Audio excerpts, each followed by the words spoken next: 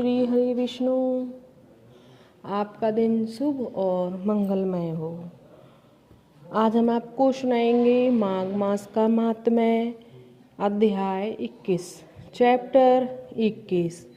लोमेश जी कहने लगे कि पूर्व काल में अवंती देश में वीरसेन नाम का राजा था। उसने नर्मदा के किनारे राजसूय यज्ञ किया और अश्वमेध यज्ञ भी किए, जिनके खंभे सोने के बनाए गए। ब्राह्मणों को अन्न का बहुत सा दान किया और बहुत सी गाय, सुंदर वस्त्र और सोने के आभूषण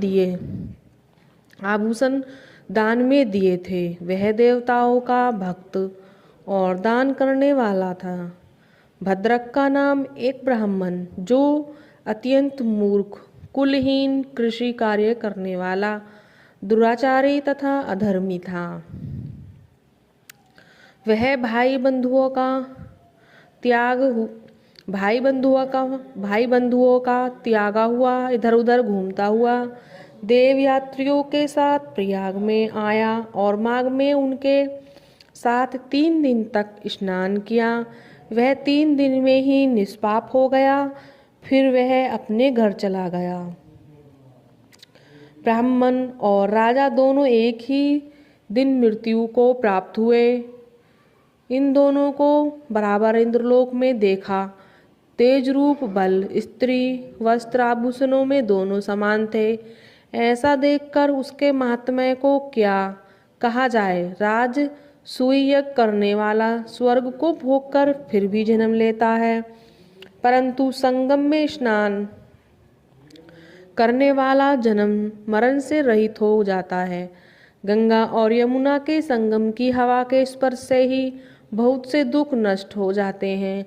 अधिक क्या कहें। और किसी भी तीर्थ में किए गए पाप माघ मास में प्रयाग में स्नान करने से नष्ट हो जाते हैं।